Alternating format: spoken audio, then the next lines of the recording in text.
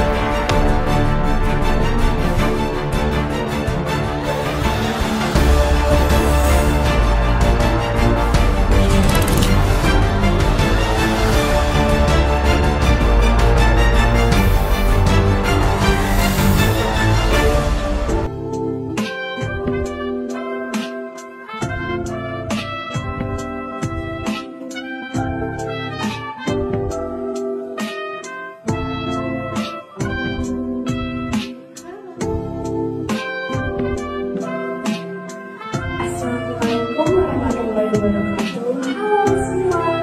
Sebelumnya izin memperkenalkan diri, karena jika tidak kenal, tidak akan timbul rasa sayang di antara kita. Perkenalkan, nama saya Reni Pawestri dengan NPM 231063103055 dari Prodi S1 Akuntansi kelas B. Sebelumnya ada alasan tersendiri nih kenapa saya membuat video ini. Oke, tanpa berlama-lama aku spill aja ya kenapa aku membuat video ini.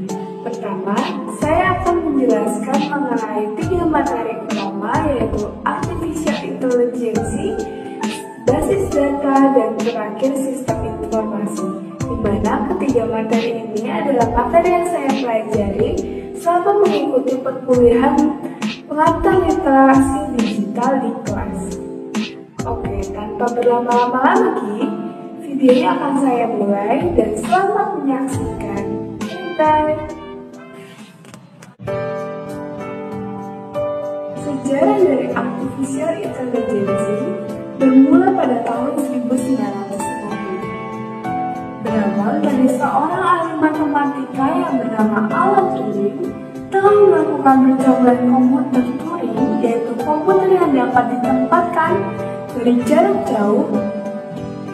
Tanpa ia sadari, terminal komputer tersebut tersambung dengan terminal operator, sehingga ia mengira sedang berdiskusi dengan rekannya yang telah melakukan penelitian juga.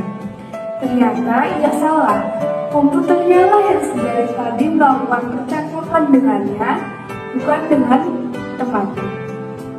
Alan menyimpulkan dari kejadian ini bahwa sebuah mesin mampu memberikan kepercayaan pada seorang manusia melalui kecerdasan.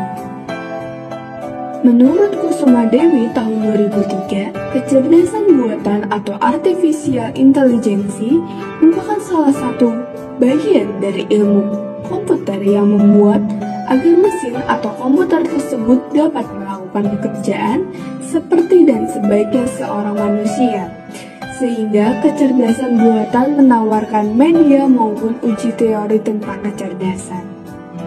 Setiap informasi akan diolah selayaknya manusia yang memiliki otak untuk berpikir. Informasi yang didapatkan akan bersumber pada data-data yang telah diinput sebelumnya, sehingga tugas yang membutuhkan kecerdasan seperti manusia dapat diselesaikan namun dengan bantuan teknologi. Salah satu contoh AI adalah Daily, Jokesbox yang membantu dalam membuat lagu, dan GPT-3. AI terdiri dari 2 komponen atau 2 bagian utama. Yang pertama ada basis pengetahuan yang berisi tentang fakta dan teori, sedangkan yang kedua adalah motor inferensi untuk menyajikan sebuah kesimpulan, informasi, dan data-data yang diperlukan. AI sendiri terdiri dari beberapa komponen penting seperti algoritma, data model, machine, pembelajaran mesin, cloud, computing, dan lain-lainnya. Adapun kelebihan dari AI yaitu dapat melakukan sebuah prediksi yang bersumber pada data yang sudah kita input. Jawaban yang dihasilkan bisa menjadi bahan pertimbangan kita untuk mengambil sebuah keputusan. AI juga mampu menghasilkan informasi dengan menganalisis suatu data, karena pada AI terdapat kombinasi teknologi NLP. AI sebagai bentuk baru dari sistem keamanan dengan cara mendeteksi suara, wajah. Kelebihan AI juga memiliki sebuah kekurangan. Data yang dihasilkan tidak bersifat dinamis, sehingga perlu dilakukan validasi lagi karena sebuah penelitian ataupun sebuah data dapat terus berkembang. Permasalahan teknologi yang masih kompleks memerlukan perhatian lebih dan perlu perhatian ekstra untuk pemeliharaannya. Selain itu, dapat menghambat kreativitas dan intuisi seorang manusia karena mulai bergantung pada suatu alat. Pada bidang akuntansi, AI juga memiliki kelebihan, seringkali digunakan untuk pendeteksian data, mengisi pemrosesan data secara otomatis, mencatat, memanajemen resiko, dan mengeluarkan faktur secara otomatis pula hingga pelaporan dan audit otomatis.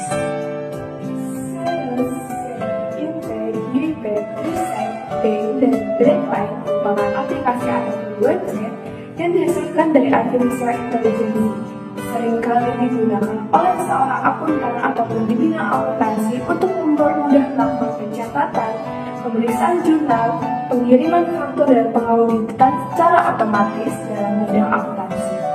Selain itu, seringkali digunakan untuk membandingkan dan mengambil keputusan atau kebijakan mengenai keuangan. Bisa menandingi manusia di bidang akuntansi. OpenAI, perusahaan laboratorium penelitian kecerdasan buatan dan pencipta ChatGPT yang fenomenal, belum lama ini telah meluncurkan secara resmi produk chatbot AI terbaru yaitu GPT-4. Chatbot terbaru mereka tersebut diklaim memiliki kemampuan yang jauh lebih baik dari versi sebelumnya. Menurut orang-orang di OpenAI, chatbot terbaru mereka itu menggunakan pembelajaran mesin yang dapat menghasilkan teks bahasa alami, lulus ujian BAR dengan skor persentil ke-90, lulus 13 dari 15 ujian AP atau Advanced Placement, dan mendapat skor hampir sempurna pada tes verbal GRE. Namun, para peneliti di Brigham Young University, BU, dan 186 universitas lain ingin tahu bagaimana teknologi AI akan berhasil dalam ujian akuntansi. Jadi, mereka menguji versi aslinya, ChatGPT. Para peneliti mengatakan bahwa meskipun masih ada pekerjaan yang harus dilakukan di bidang akuntansi, ini adalah pengubah permainan yang akan mengubah cara semua orang mengajar dan belajar menjadi lebih baik. Studi baru mereka tersebut telah diterbitkan di jurnal Issues in Accounting Education dengan judul The ChatGPT Artificial Intelligence Chatbot. Basis data merupakan sebuah struktur yang akan digunakan untuk pengambilan, penyimpanan, dan pengolahan suatu informasi yang dibutuhkan oleh pengakses tersebut. Segala informasi atau data yang disimpan pada sebuah komputer untuk mempermudah pembaharuan dan penghapusan suatu data. Tujuan basis data sendiri tidak hanya untuk mengelola informasi, tetapi juga membantu performa dalam aplikasi untuk lebih baik sehingga terjadi proses data yang disimpan dan aplikasi yang bertugas sebagai pengelolaan data. Pembagian data ini dapat menjamin keakuratan data dan konsisten data.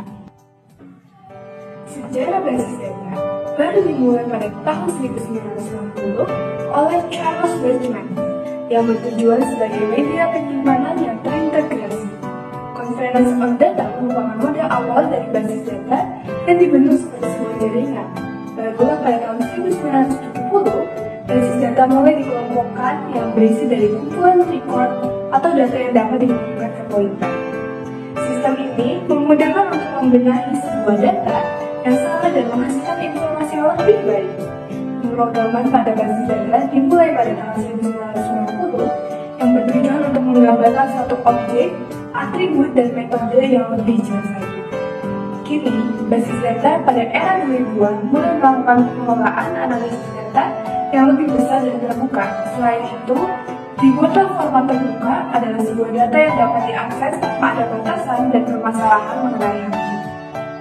Adapun komponen-komponen pada basis data itu sendiri, mengenai seperti perangkat keras, sistem operasi, basis data itu sendiri, DBMS ataupun software, manusia, serta software-software pendukung pada basis data.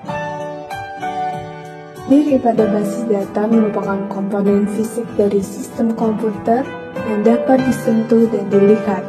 Ini mencakup perangkat keras seperti CPU, RAM, dan penyimpanan hard. Sistem operasi merupakan perangkat lunak yang mengelola sumber daya perangkat keras, memberikan layanan dasar kepada perangkat lunak aplikasi dan memungkinkan interaksi antar pengguna dan perangkat keras. DBMS merupakan perangkat lunak yang menyediakan antarmuka antara pengguna dan basis data. Ini membantu dalam membuat, mengolah, dan mengakses basis data itu sendiri. Dengan pengguna adalah seseorang ataupun individu yang merefleksikan ide-idenya melalui basis data yang berharap data-data tersebut dapat diolah, disimpan, dan dapat ia manipulasi untuk kebutuhan dirinya.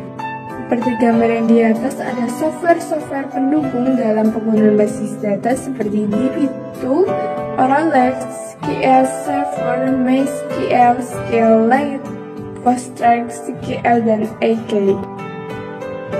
Keunggulan dari basis data yaitu pertama, satu ciri khas pada suatu data memberikan keamanan yang lebih baik. Kedua, penggunaan diberikan hak terbatas tergantung pada tanggung jawab mereka. Dan yang ketiga, terciptanya sebuah konsistensi data. Dan terakhir, terjadinya perubahan suatu data atau skema lebih cepat. Ada pun beberapa kekurangan dari basis data itu sendiri.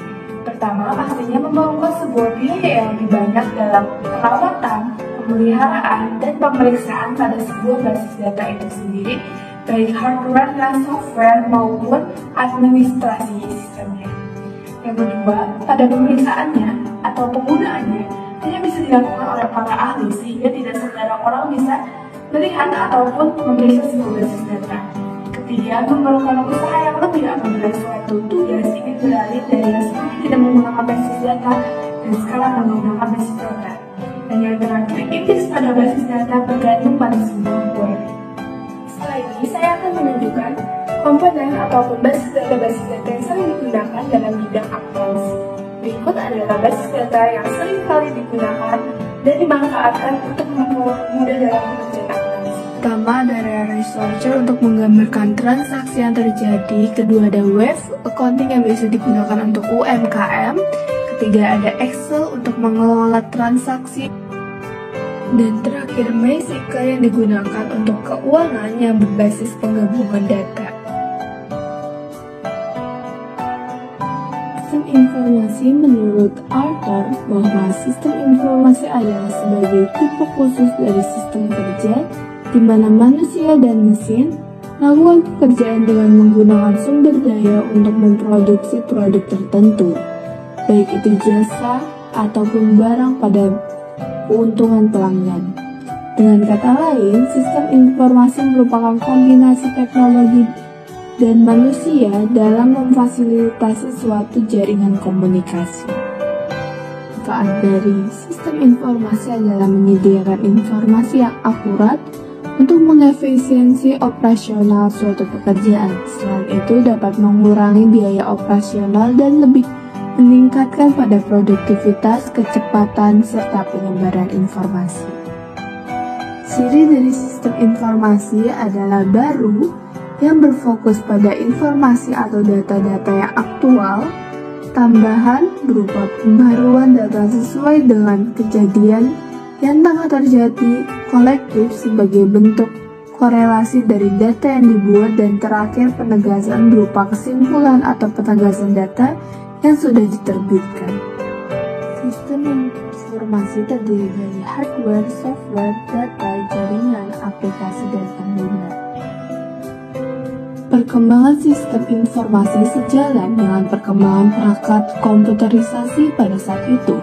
Pada awalnya sistem informasi hanya dapat mengelola data secara periodik dan offline. Barulah pada tahun 2000-an mulai disajikan dengan aplikasi yang disebarkan pada seluruh teknik komputerisasi. Saat ini, sistem informasi mulai memunculkan layanan cloud, untuk menyimpan serta dibantu dengan AI dalam mengembangkan teknologinya. Dalam menghasilkan informasi pula, cara kerja sistem serupa dengan basis data, yaitu memasukkan terlebih dahulu data primer. Nantinya data tersebut akan melalui pengolahan sesuai dengan kebutuhan. Proses pengolahan tersebut bisa disimpan terlebih dahulu. Jika tidak ingin digunakan dalam penyimpanan ini, akan otomatis terjadi pemeliharaan data. Dengan kata lain, pembaharuan berkala secara mengalami pengolahan data yang akan dikeluarkan. Hal ini sesuai dengan interaksi atau perintah dari pengguna tersebut. Karena sistem informasi mulai digabungkan dalam AI, akan terjadi evaluasi dalam kinerja sistem. Saya akan menjelaskan mengenai aplikasi ataupun website yang sering kali digunakan di bidang akuntansi pada permasalahan sistem informasi. Yang pertama ada MIOB Accounting yang berfokus pada pengelolaan arus keuangan. Yang kedua ada Sharp Earth Finansial, yaitu sistem informasi yang sering digunakan oleh akuntan dan berfokus pada akuntansi aset beserta manajemen keuangan. Lalu ada Operasi Character Regulation, di mana mengartikan pada berbagai dokumen keuangan dan laporan bank serta orang terkait. Lalu ada Channel, yaitu fitur yang tersedia pada sistem informasi seperti akuntansi untuk manajemen keuangan hingga dapat mengkolaborasikan dengan berbagai tim. Lalu yang terakhir ada MIM, di mana MIM ini seringkali digunakan oleh para pengusaha-pengusaha kecil untuk mengatur keuangan serta mengelola manajer dan manajerial keuangan. Kedepannya, sistem informasi dalam bidang akuntansi digambarkan dengan otomatisasi proses akuntansi, yang dimana implementasi teknologi otomatisasi termasuk penggunaan perangkat lunak, RPA atau Robotic Processor Automation dapat mengingat, mengefisiensi, dan mengakurasi dalam pemrosesan transaksi akuntansi. Lalu ada integrasi sistem akuntansi dan sistem lainnya, yaitu dengan meningkatkan sistem akuntansi, sistem lainnya dan organisasi seperti manajemen rantai pasokan, sistem penjualan, sistem sumber daya, dan hal yang dapat meningkatkan keterhubungan data serta menyiapkan visibilitas yang lebih baik pada proses bisnis. Lalu ada penggunaan teknologi cloud. Lebih banyak organisasi akuntansi dapat memanfaatkan teknologi cloud untuk menyimpan data dan menjalankan aplikasi akuntansi. Analisis pada big data dalam audit dan pemeriksaan. Penggunaan big data yang digabungkan dengan AI dapat memeriksa dan mengaudit dan membantu mengidentifikasi pola, anomali, dan resiko potensi yang dapat merugikan perusahaan.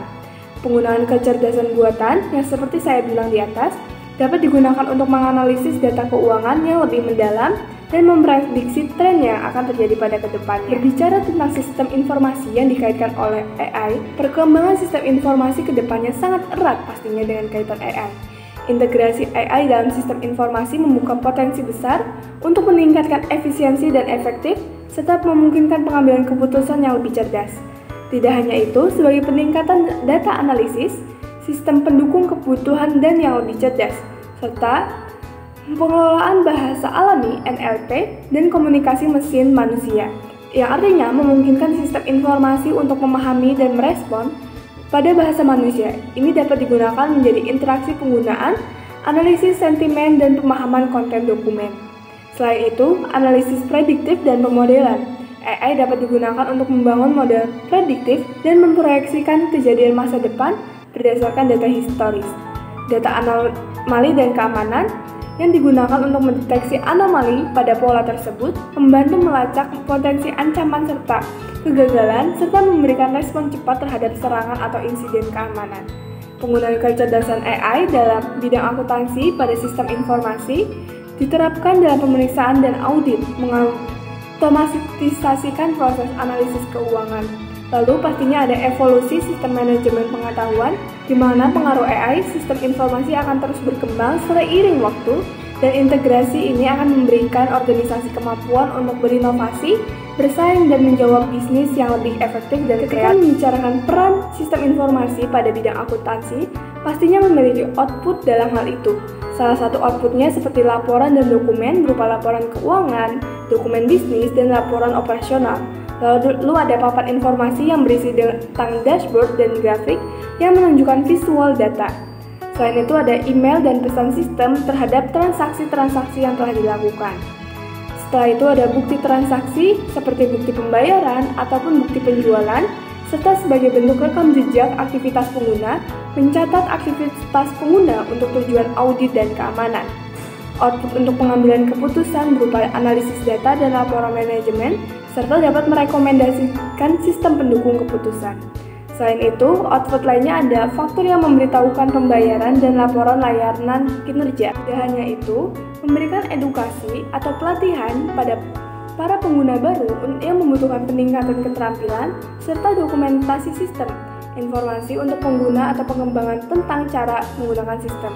Ditambah lagi, dengan peringatan dan respon sistem yang pastinya mempermudah dan lebih mengerti dalam penggunaan sistem bagi pengguna baru. Bahasa pemrograman dimulai pada tahun 1940-an hingga 1950-an yang dinamakan era Assembly Language, di mana bahasa pemrograman pertama yang digunakan menggunakan kode mesin yang spesifik untuk arsitektur perangkat keras tertentu. Program-program ditulis dalam kode biner atau simbol-simbol yang mempresentasikan instruksi-instruksi mesin. Lalu berlanjut pada tahun 1957 di mana dirancang sebuah pemrosesan numerik dan ilmiah. Pada tahun 1958, setahun kemudian, dikembangkan oleh John Massey Carteret yang berfokus pada pemrosesan simbolik dan kecerdasan buatan. Pengembangan bahasa pemrograman cenderung sangat cepat. Hal ini ditujukan dengan pada tahun 1960, pemrograman mulai dibuat dalam bentuk bisnis dan administratif, dirancang agar mudah dimengerti oleh pengguna bisnis dan bukan programmer saja. Lalu mulai berkembang ada Basic, C, dan C++. Salah satunya adalah bahasa pemrograman basic atau Beginner's All-Purpose Symbolic Instruction Code, dikembangkan oleh John Kami dan Thomas Coase pada tahun 1964 dan dirancang oleh pemrograman pemula, yang memberikan kesan pendekatan lebih mudah bagi orang-orang yang baru belajar mengenai pemrograman. Berlanjut pada tahun 1972 di Bell Labs, dikembangkan oleh Dennis Ritchie berupa bahasa pemrograman C. Banyak sistem operasi dan perangkat lunak yang menggunakan sistem tulis menggunakan C, dan berkembang menjadi bahasa pemrograman yang sangat berpengaruh pada saat ini bahkan saat sebelumnya. Dan 1 tahun kemudian, tahun 1980, dikembangkan bahasa pemrograman C++ oleh Bernard Stroustrup yang menambahkan fitur-fitur pemrograman berorientasi objek dan digunakan secara luas pengembangannya perangkat lunak dan game. Lalu berkembang pula bahasa-bahasa pemrograman lain seperti Java, Python pada tahun 1955 dan 1990 yang dirancang agar bisa menjalankan sebuah platform bagi bahasa pemrograman Java, sedangkan Python digunakan untuk fokus terhadap keterbacaan sintaks yang jelas dan populer dalam pengembangan web, kecerdasan buatan, analisis. Bahasa pemrograman bisa dikatakan sebagai instruksi untuk pemerintah komputer. Tujuannya dibentuk bahasa pemrograman adalah membangun sistem aplikasi yang sesuai dengan kebutuhan dan dapat dimanfaatkan pada bidangnya. Jenis-jenis bahasa pemrograman seperti JavaScript, C++, Python, HTML, PHP, ASP, dan lain-lain. Bahasa pemrograman dapat dikelompokkan menjadi beberapa bahasa.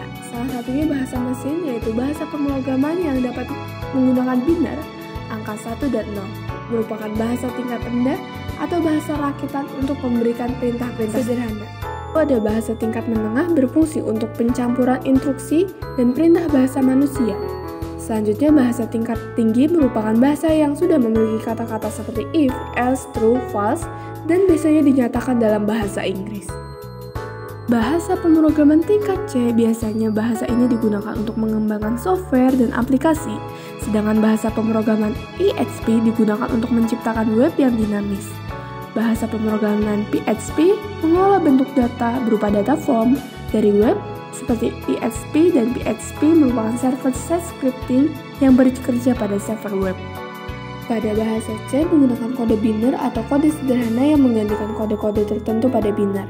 Bahasa C berasal dari BCPL yang dikembangkan oleh Martin Richards pada tahun 1967 dan pada tahun 1970 dikembangkan lagi oleh Ken Thompson dalam bentuk bahasa B, sedangkan bahasa C sendiri baru dikembangkan setelahnya oleh Dennis Ritchie.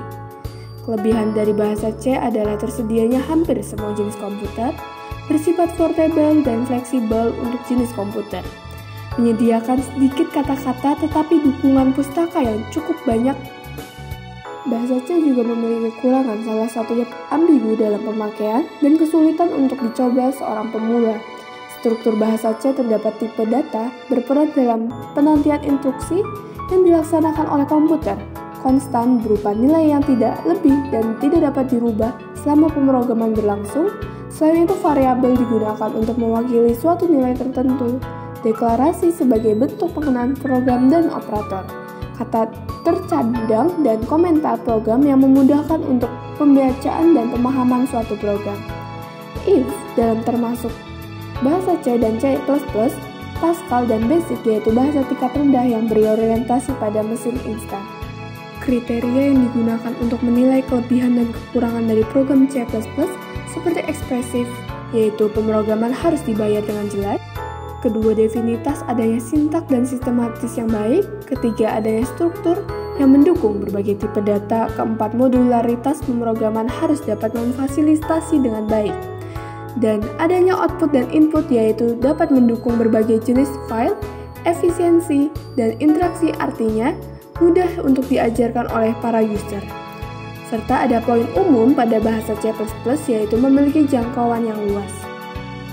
C++ merupakan golongan yang termasuk dalam sintak atau merupakan hybrid pada C dengan C++ memanfaatkan teknologi komputerisasi yang berbasis informasi dan komunikasi pada media C++.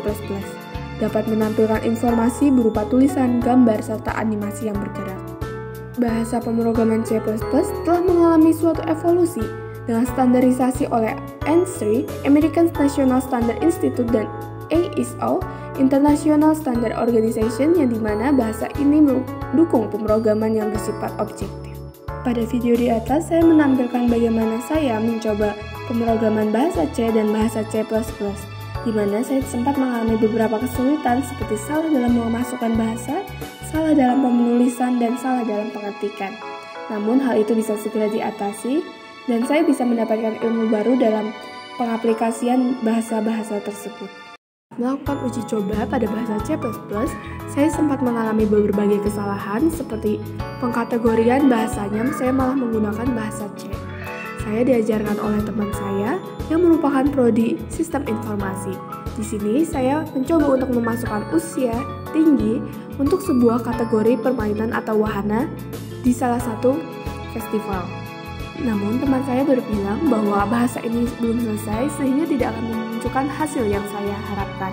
Maka hasil yang tertuang adalah hasil yang berada pada video di atas ini.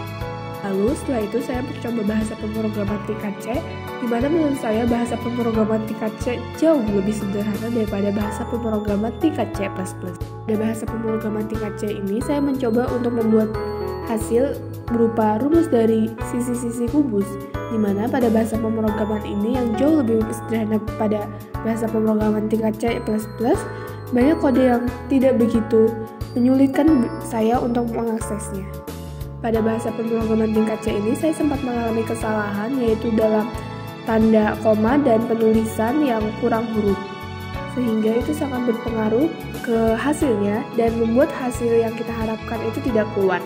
Namun saat terjadi kesalahan pada bahasa pemrograman tingkat C atau tingkat C++ akan memberitahu di mana letak kesalahan kita dan harus seperti apa kita memperbaikinya. Jadi menurut saya itu cukup membantu bagi saya yang sangat pemula, sehingga saya tidak mengalami kesulitan berlebih dalam mencoba bahasa tingkat C ini.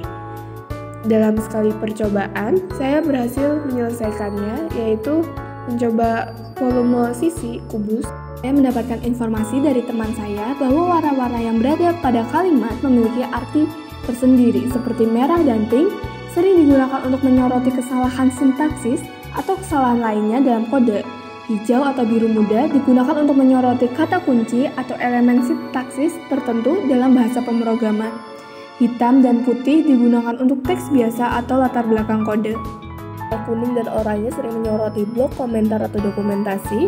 Abu-abu atau biru tua biasanya variabel, fungsi, dan simbol, sedangkan konstan pada warna ungu untuk coklat dan oranye tua untuk menyoroti tipe struktur kontrol, sian atau biru terang untuk menyoroti fungsi variabel atau modul lain. Pada bahasa pemrograman, jarak diidentifikasi menjadi beberapa. Ada jarak fisik, yaitu yang dapat merujuk pada spasi atau jarak fisik antara elemen-elemen dan kode. Jarak logis merupakan pemisah keterkaitan antara berbagai bagian atau modul dalam kode. Jarak waktu, yaitu konteks jarak dapat menunjukkan interval waktu atau dua peristiwa pada bagian kode. Lalu jarak pada baris kode, yaitu merujuk pada jumlah baris kode antara dua bagian tertentu pada program. Dan jarak visual estetika dalam pengembangan perangkat lunak juga sering diacu pada pengaturan visual elemen-elemen kode agar mudah dibaca. Pemrograman C++ terdapat yang bernama black box testing, berfokus pada persyaratan fungsional perangkat, yang memungkinkan engineers-nya untuk memperoleh set kondisi input yang sepenuhnya akan melaksanakan persyaratan fungsional untuk sebuah pemrograman.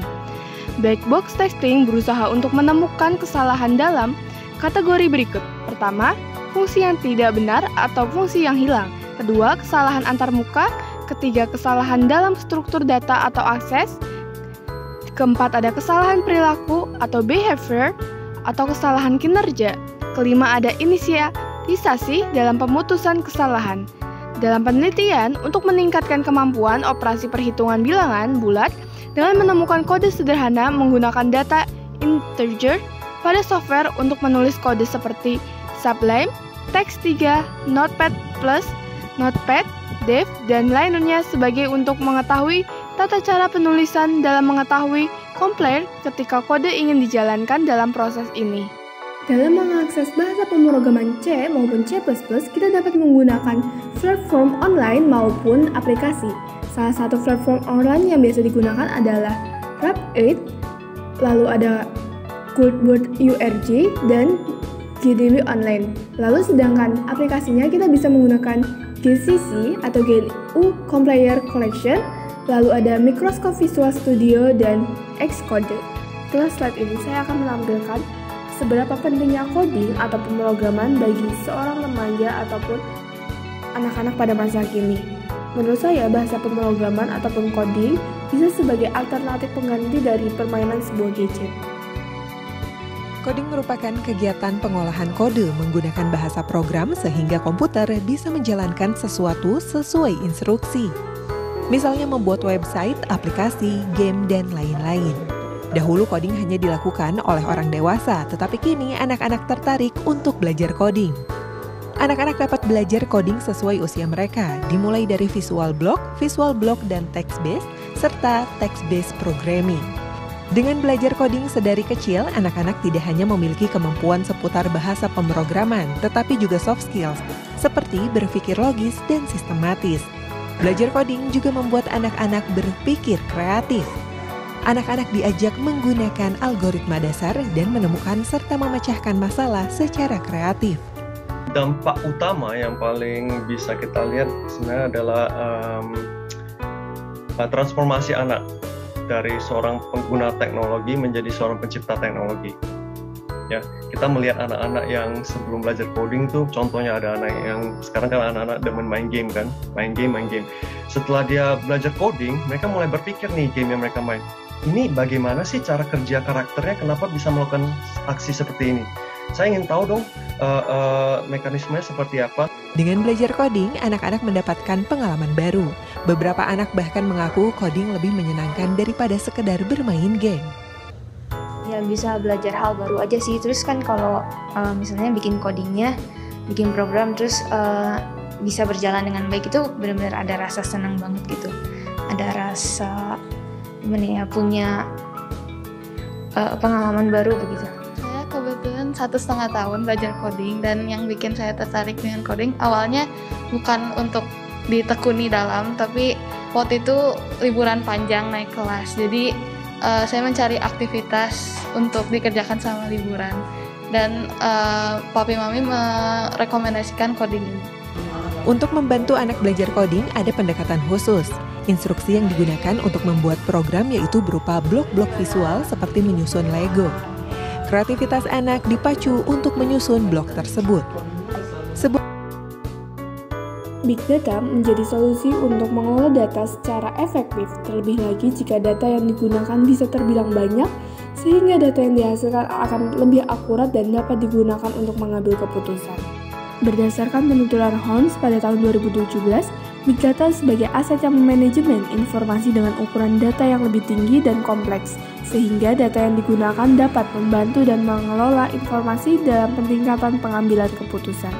Big Data juga berisi berbagai macam data dari transaksi, interaksi, observasi, dan segala hal yang masing bersangkutan pada jaringan internet, komunikasi, dan satelit. Pesatnya perkembangan teknologi pada berbagai platform membuat orang-orang pada tahun 2012 menyadari bahwa data yang dihasilkan dari berbagai platform tersebut memiliki jumlah data yang banyak dan bervariasi. Doug Lenny mengemukakan permasalahan yang sering dihadapi dalam penggunaan data. Pertama, satu volume berfokus pada pengorganisasian data dalam jumlah besar dan menyimpan data pada warehouse.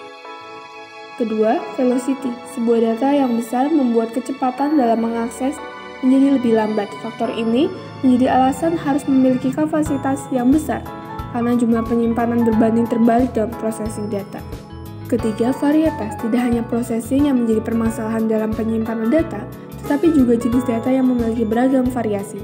Database menjadi salah satu dalam komponen dalam penyeleksian data. Namun, perlu ada komponen pembantu seperti Hadoop yang membuat sebuah data lebih mudah dan lebih murah untuk disimpan. 4. Veracity mengenai permasalahan ketidaksesuaian dengan data, ketidakpastian input, dan ketidakpastian pada sebuah model. Kelima, value, yaitu berupa nilai yang bisa dilihat pada pemakaian big data sehingga mampu memaksimalkan biaya operasional, variability, gambaran mengenai pertumbuhan yang signifikan terhadap penyebaran dan kecepatan data. Terakhir ada visualization, merupakan penggambaran data yang diperlukan untuk mengambil dan menunjang sebuah pengambilan keputusan. Yang memiliki inti bahwa tidak setiap sistem memiliki big data atau menggunakan metode dan teknologi konvensional tanpa menghadapi tantangan dan mencirikan big data tersebut. Big data memiliki beberapa proses dalam mengimplementasikan sebuah data. Pertama, membuat sebuah strategi dalam penggunaan nantinya. Kedua, mengidentifikasi data yang masuk. Ketiga, mengidentifikasi warehouse untuk melakukan pengelolaan data dan penyimpanan data. Keempat, menganalisis sebuah data. Kelima, setelah itu Big Data akan membuat sebuah kesimpulan dari data-data tersebut. Pada Big Data, sebuah data diklasifikasikan menjadi dua kelompok, yaitu terdapat data terstruktur yang memiliki tipe data forward dan struktur yang telah terdefinisi sebelumnya dan telah disiapkan, contohnya seperti OLAP, data, dan tradisional data. Lalu ada data tidak struktur di mana memerlukan komponen penampang yang membantu pengelolaan data, contohnya seperti URL log, media sosial, dan video seperti audio. Pada bidang ekonomi, Big Data berperan sebagai pencapaian laba setinggi-tingginya dengan cara mengetahui respon pelanggan terhadap produk yang dijual, sebagai pengambilan keputusan yang lebih tepat dan akurat, dan membentuk perencanaan usaha untuk mengetahui tren yang telah terjadi, dan dapat menciptakan citra perusahaan yang jauh lebih baik. Algoritma yang digunakan Big Data terbilang khusus dengan tujuan mengelola, menganalisis, dan memahami daya besar serta kompleks. Algoritmanya seperti map research, yaitu pemrograman yang memproses dan menghasilkan data secara merata, deep learning sebagai pengenalan gambar dan bahasa alami. Deep learning lebih cocok untuk digunakan sebagai pemrosesan data yang besar berupa gambar dan suara. Clustering yang merupakan salah satu algoritma berguna untuk mengelompokkan data berdasarkan karakteristik tertentu. NoSQL sebagai salah satu database yang mengelola dan tidak terstruktur sehingga memungkinkan penyimpanan dan pengambilan data secara fleksibel. Pada penggunaan Big Data, kita harus memperhatikan infrastruktur yang kita gunakan karena menjadi tantangan tersendiri dalam penyimpanan, kecepatan jaringan, dan daya komputasi yang cukup untuk memproses data secara efisien. Selain itu ada kepatuhan regulasi, di mana harus menjaga kepatuhan data privasi yang berlaku dapat menjadi hambatan, terutama ketika beroperasi di berbagai jurisdiksi yang menerapkan peraturan berbeda. Setelah menyimpan berbagai data atau file di Big Data, kita tetap harus melakukan backup data untuk mencegah terjadinya kehilangan data, proteksi ancaman keamanan, kepatuhan audit, yang dimana ada persyaratan kepatuhan yang mengharuskan organisasi menyimpan salinan data dengan tujuan audit dan kepatuhan hukum. Backup data menjadi solusi dalam pemulihan kegagalan sistem yang mendukung pemulihan keseluruhan sistem atau pemulihan sebagian tergantung pada skenario kegagalan. Menjadi perlindungan perubahan tak diinginkan, di mana terkadang kesalahan perubahan yang tidak diinginkan dapat terjadi pada data. Backup data memberikan titik pemulihan bersih yang memungkinkan organisasi kembali keadaan yang valid. Pencadangan data dalam lingkungan Big Data melibatkan penggunaan berbagai komponen dan teknologi yang dapat menangani volume data yang besar dan beragam. Beberapa komponen yang membangun Big Data ialah data source, data ingestion, data storage, data processing, data analysis, data visualization, metadata management, dan fungsinya semakin luas Big Data pada saat ini, yaitu peningkatan kapasitas dan kecepatan pada penyimpanan, dapat pula mengkombinasikan berbagai data serta pengaplikasian sistem code yang dimana sistem code mulai digandrungi di setiap digitalisasi. Keuntungannya dengan mengakses informasi atau digitalisasi di mana saja melalui beberapa user ataupun lebih ataupun satu dan dalam satu platform itu, sehingga memudahkan bagi user-user lain untuk menggunakan satu platform namun informasinya yang beragam. Dengan banyaknya kelebihan, pastinya Big Data mulai meningkatkan keamanan untuk menjaga data-datanya dari cyber. Lalu ada beberapa kekurangan dari Big Data, yaitu pengelolaan yang kompleks bisa membuat sebuah data itu bocor. Data yang semakin banyak pastinya memerlukan infrastruktur yang besar, peningkatan biaya operasional yang besar, dan hanya orang-orang yang memiliki keterampilan khusus saja serta memahami apa itu Big Data yang dapat menjalankan Big Data tersebut. Ini penggunaan Big Data lebih relevan dalam persoalan untuk menganalisis permasalahan dan menghasilkan data yang lebih cepat, serta dapat menemukan peluang baru yang lebih unggul dan peningkatan kepuasan dalam layanannya. Terjadinya penggabungan dengan AI sehingga data secara otomatis menganalisis dan memahami data berskala yang disandingkan dengan cloud, dan terus meningkat sehingga meningkatkan fleksibilitas. Data yang disajikan makin terbuka yang artinya bisa dikerjakan secara bersamaan dengan berbagai user yang sempat saya singgung tadi. Model Big Data terbagi menjadi 4, yaitu Massively Parallel Processing System, MapReduce-Based System, Bulk Synchronous Parallel System, dan In-Memory Models. Pada bidang ekonomi, Big Data seringkali diaplikasikan pada perbankan untuk memberikan analisis sebuah kredit maupun investasi, sedangkan dalam e-commerce untuk mengelola produk, menganalisis penjualan, merekomendasikan sebuah produk, hingga menyajikan produk apa yang tengah digemari pada masyarakat saat itu. Tanpa disadari, Big Data dan kecerdasan buatan Artificial Intelligence seringkali dikaitkan erat dan saling melengkapi. Contohnya, Big Data seringkali digunakan untuk sebagai model pelatihan AI. Lalu ada juga pemrosesan data besar, di mana Big Data memberikan kemampuan untuk melakukan pemrosesan dan pembersihan data yang luas sebelum digunakan untuk melatih model AI.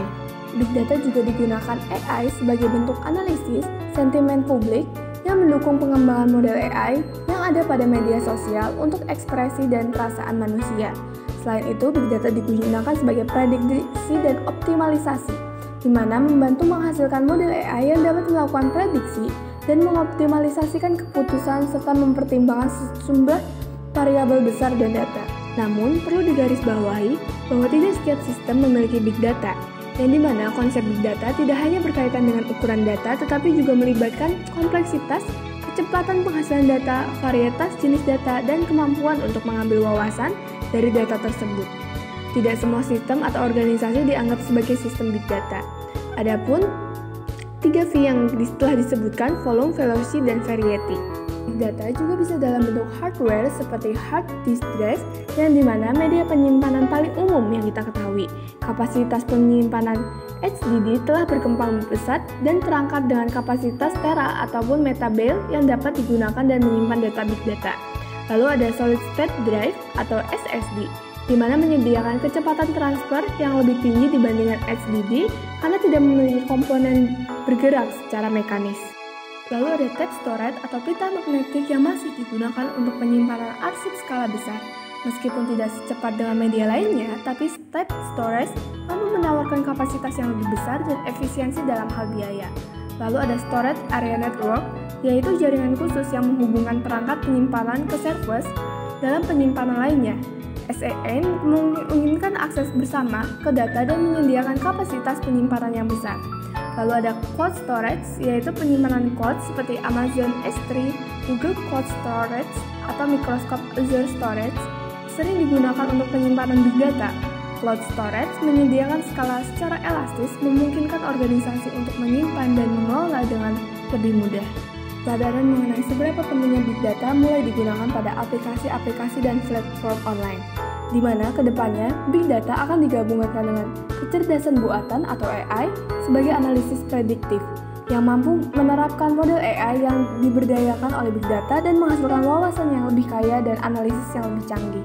Lalu keselarasan dengan Internet of Things atau IoT, adanya peningkatan keterhubungan dan jumlah perangkat IoT yang menghasilkan volume data yang lebih besar, sehingga rancangan big data semakin berfokus pada pengelolaan dan analisis.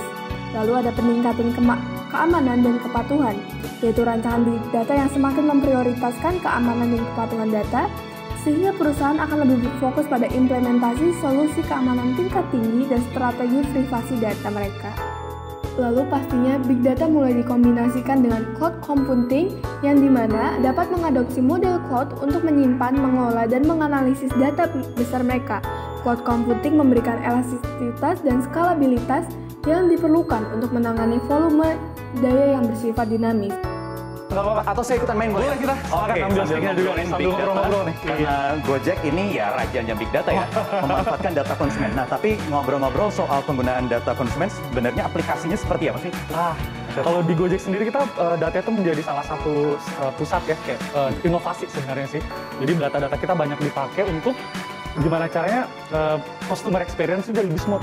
Kaleidoskop tuh. Itu dia. Enggak mas. Ya. Jadi saya baru cek sebenarnya kan Warrior no kompor atau apa tuh? Wah, sering mesen GoFood berarti.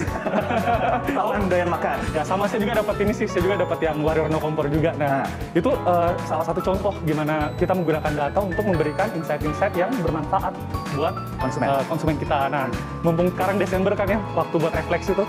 Jadi pelanggan kita bisa tahu maka apa aja yang mereka sudah lakukan di platform kita gitu. Nah, itu salah satu contoh ya. Untuk konsumen. Kalau untuk Gojek sendiri boleh silakan ditembak nih. Susah tapi giliran bolatnya. Gimana nih? Nah, kalau untuk Gojeknya sendiri, kita sebenarnya banyak melakukan itu untuk meningkatkan efisiensi ya.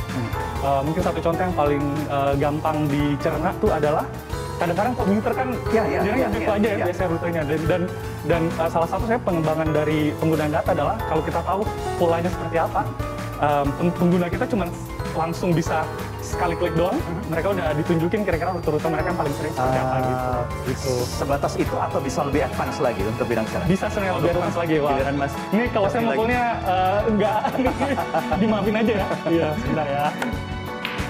Oke. Jadi bisa lebih advance lagi kah? Bisa sebenarnya lebih advance. Apa kira-kira Mas? Untuk kepentingan Mas Afri dulu pernah di Belanda ya? Di Belanda itu kan sistem kesehatan juga sudah berbasis informasi. Benar. Bahkan kalau nggak salah orang-orang di sana itu sudah ada informasi sejak mereka ada di dalam kandungan ibunya. Ya, jadi sistemnya sudah terintegrasi antara satu rumah sakit dan instansi di sana. Mungkin tidak itu bisa ikut partisipasi dari Gojek membantu pemerintah pada akhirnya karena pegang data banyak konsumen di sini. Masalah transportasi misalkan itu bisa banget gitu. Bisa juga ya. Dan kayaknya tuh berapa tahun lalu sudah sempat kejadian ya, kita ngasih pada waktu itu ada penutupan jalan Sudirman kalau nggak salah buat mitra driver kita, dan kita dengan menggunakan data kita dengan presisi bisa memberitahu impact-nya secara ekonomi itu berapa jumlahnya secara persis gitu kan. Akhirnya dibuka lagi. Benar. Nah itu salah satu gimana dengan menggunakan data kita jadi punya kayak semacam kekuatan super buat tahu nih kejadian kita nih. Nah, data sangat powerful ya, bisa dimanfaatkan apa saja. Tapi ada juga Mas isu dengan data pribadi konsumen ini kan jadi isu besar. Banyak juga kemarin e-commerce yang kebobolan data para penggunanya. Bagaimana Gojek menjamin data konsumen itu benar-benar terlindungi? Ya, jadi sebenarnya kalau masalah data konsumen itu merupakan first class citizen lah. Buat misalkan mengakses kolom tertentu aja tuh ada aturan-aturannya, siapa aja misalkan bisa mengakses suatu kolom tertentu gitu, dan ya seperti itu sih. Jadi merupakan salah satu first class problem lah yang kita sangat fokuskan. Itu salah satu bentuk tanggung jawabnya ya. Oke, baik. Terima kasih Mas Afri atas waktunya di sini. Sama-sama. Halo, kembali lagi dengan saya. Gimana nih setelah mendengar video ataupun materi-materi yang telah saya bawakan mengenai basis data, sistem informasi, AI, big data, dan bahasa pemrograman? Saya harap informasi-informasi yang telah saya paparkan melalui video ini dapat menambah pengetahuan para audiens dan pengetahuan saya sendiri. Saya sangat mengharapkan kritik dan sarannya dari para audiens yang mendengar agar bisa terus memperbaiki diri saya ke depannya dalam menyampaikan informasi. Dapat ditarik kesimpulan pula bahwa teknologi dan digitalisasi mulai ditanamkan di setiap berbagai bidang agar mempermudah segala pekerjaan dan menghasilkan hasil yang akurat dan sesuai dengan kondisi yang tengah terjadi, sehingga dapat memperkecil resiko-resiko yang menghambat kita melakukan pekerjaan tersebut. Untuk sekian, saat ini saya cukupkan terlebih dahulu. Mohon maaf bila ada salah kata dan saya sangat berterima kasih atas kesediaan waktunya para audiens ingin mendengarkan informasi saya melalui video ini. Saya ucapkan terima kasih dan wassalamualaikum warahmatullahi wabarakatuh. See you next time.